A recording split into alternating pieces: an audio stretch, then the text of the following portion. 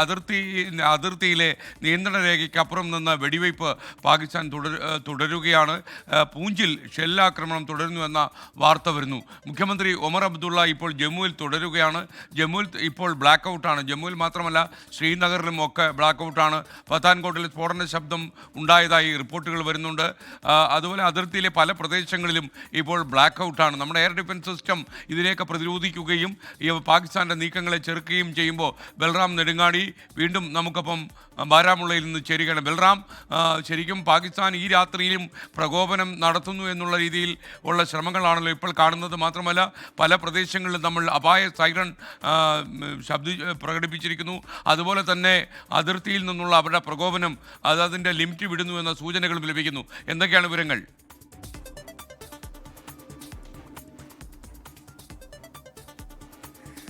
SKN തുടർച്ചയായുള്ള 4-ാം ദിവസമാണ് പാകിസ്ഥാൻ അതിർത്തികളിൽ ഈ നിയന്ത്രണ രേഖയ്ക്ക് സമീപമുള്ള ഇന്ത്യൻ ഗ്രാമങ്ങൾക്ക് നേരെ ആക്രമണം നടത്തുന്നത്. ഷെല്ലുകൾ ഉപയോഗിച്ചാണ് ആക്രമണം നടത്തുന്നത്. അത് ആദ്യ 2 ദിവസവും പുലർച്ചെ 2 മണിക്കാണ് ആരംഭിച്ചത് എങ്കിൽ ഇന്നലെ വൈകിട്ട് 7:30 ഇരുട്ട് പരക്കുന്നതോടുകൂടി തന്നെ ആക്രമണം ആരംഭിക്കുകയായിരുന്നു.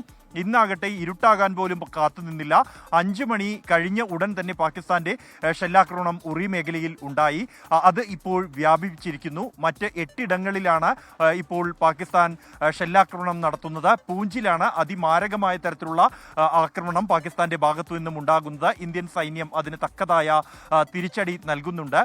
ഒപ്പം തന്നെ കഴിഞ്ഞ ദിവസം ബ്ലാക്ക് ഔട്ട് പ്രഖ്യാപിച്ച അതിർത്തിയോട് ചേർന്ന് കിടക്കുന്ന ജില്ലകളിൽ എല്ലാം തന്നെ ഇന്നും ബ്ലാക്ക് ഔട്ട് തുടരുകയാണ്. അതിനപ്പുറത്തേക്ക് ഈ 4 സംസ്ഥാനങ്ങൾക്ക് അപ്പുറത്തേക്ക് ഹരിയാനയിലെ 2 ജില്ലകളിലും ഇന്ന് ബ്ലാക്ക് ഔട്ട് പ്രഖ്യാപിച്ചിട്ടുണ്ട് എന്നുള്ളതാണ് ശ്രദ്ധേയമായ ഒരു നടപടി ഉണ്ടായിരിക്കുന്നത്.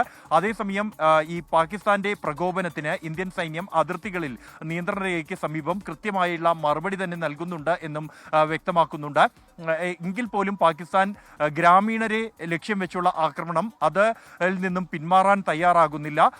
ഈ ഇന്ത്യയിലെ അതിർത്തി ഗ്രാമങ്ങൾ, പ്രത്യേകിച്ച് പൂഞ്ചിൽ മീറ്ററുകൾ മാത്രം അകലമാണ് ഉള്ളത്. പാക് പോസ്റ്റുകളിൽ നിന്നും നോക്കിയാൽ കാണുന്ന അകലത്തിലാണ് അവിടെയുള്ള ഗ്രാമങ്ങൾ. ആ ഗ്രാമങ്ങളിലേക്കാണ് തുടർച്ചയായി ആക്രമണം നടത്തുന്നതും ഏറ്റവും കൂടുതൽ ആഘാതം ഉണ്ടായിരിക്കുന്നതും പൂഞ്ച് മേഖലയിലാണ്.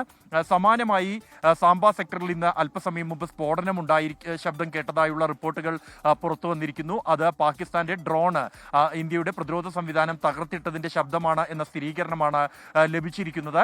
മറ്റ് നിരവധി ഇടങ്ങളിൽ സമാനമായ നീക്കമുണ്ടായിരിക്കുന്നു. എന്നാൽ ഈ അപായ സൈറൻ മുഴങ്ങിയത് ഒരു ജാഗ്രതാ നടപടിയുടെ ഭാഗമായാണ് എന്നാണ് അധികൃതർ നൽകുന്ന വിശദീകരണം. അത്തരത്തിൽ യാതൊരു ആക്രമണവും സാധാരണ ജനങ്ങളിലേക്ക്, ജനവാസ മേഖലകളിലേക്ക് ഏൽക്കുന്നത് ഒഴിവാക്കുന്നതിനുള്ള ഒരു മുൻകരുതൽ നടപടി മാത്രമാണ് എന്നും നമ്മുടെ വ്യോമ പ്രതിരോധ സംവിധാനം കൃത്യമായി തന്നെ പ്രവർത്തിക്കുന്നുണ്ട് എന്നും പ്രതിരോധ മന്ത്രാലയം വ്യക്തമാക്കുന്നുണ്ട്. അതേസമയം പാകിസ്ഥാനാകട്ടെ തുടർച്ചയായുള്ള പ്രകോപനം അത് തുടരുകയാണ്. ഷെല്ലുകൾക്ക് അപ്പുറത്തേക്ക് ഡ്രോണുകൾ അതിർത്തി മേഖലയിലെ ഗ്രാമങ്ങളിലേക്ക് അയക്കുന്ന നടപടി അടക്കം ഇന്ന് പുലർച്ചെ ഉണ്ടായിരുന്നു. ഇന്ന് രാവിലെ 7 മണിയോടുകൂടിയാണ് അത്തരം ഒരു നീക്കം ഉറി മേഖലയിൽ ശ്രദ്ധയിൽപ്പെട്ടത്. ആ ഡ്രോൺ വെടിവെച്ചിടുകയാണ് ഉണ്ടായത്. പാകിസ്ഥാൻ ഈ പ്രകോപനം തുടർന്നുകൊണ്ടേയിരിക്കുകയാണ്. അതിർത്തിയിൽ ശക്തമായ തിരിച്ചടി ഇന്ത്യൻ സൈന്യം നൽകുന്നുണ്ട്. SKN.